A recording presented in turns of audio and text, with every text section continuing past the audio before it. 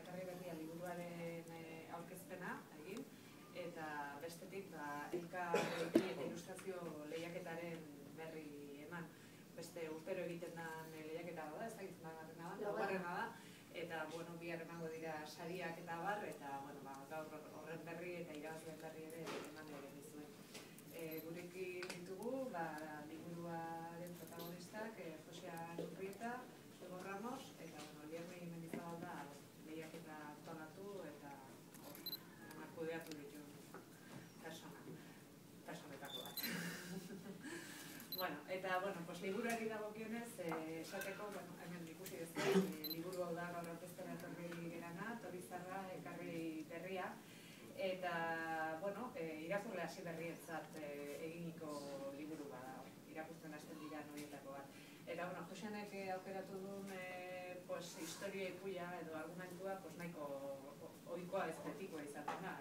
Aurrari lehen Makin deitzen da protagonista, ipuiaketako protagonista, eta lehenengo hortza eroitzen zaio eta horrela biatzen da ipuia eta abentura.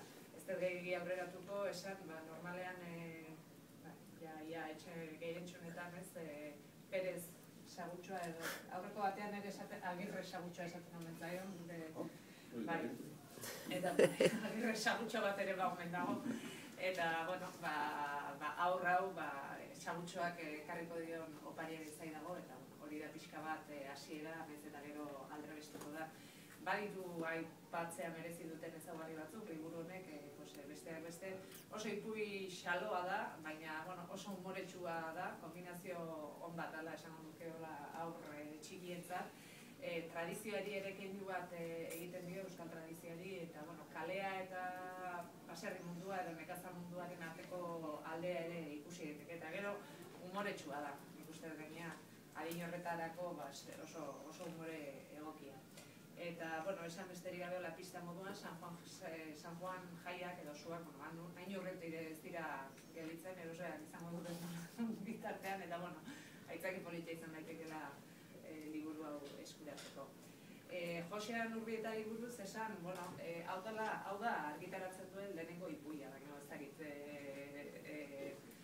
desde luego ipuiekin eta aurrekin urteetan izan du harremana, eta ipui idazo izan arretik, seguramente ipui kontalaria edo kontalari izan dela esan daiteke urteetan, bere lanagatik, lehenengo Zarozko ikastolan eta gaur egun Xilula Mirula musika eskolan, ipui kontalari profesionala ez, baina ia egunero kontatzen dituen horietako bada, eta gero gaina, berak azpimarratzen duen bezala ez da ipuiak irakurtzea gustatzen zaien horietako, ezik eta ipuiak kontatzeak, berak sortzen edo irakurri izan dituen ipuiak kontatzea. Horregatik esaten dut, nahiz eta bere lehenengo ipuia izan, argitaratzen duen lehenengo ipuia, esperientzia handia duela, ipuigintzan eta aurrekin ere, Paiason munduan ere izan zera, izena ikasi beharren nago, Kakas, Kokos, eta Kirriki Paiaso taldea osatu zuten garai batean, eta Jarri eta Ibeizunetan. Beraz aurrak ezagutzen dituta pentsatzen dut, badakiela zer gustatzen zaien. Igor Ramos berriz, Barakaldakoa da. Zamudioa, gaizki jasotako datua. Bizkaitarra.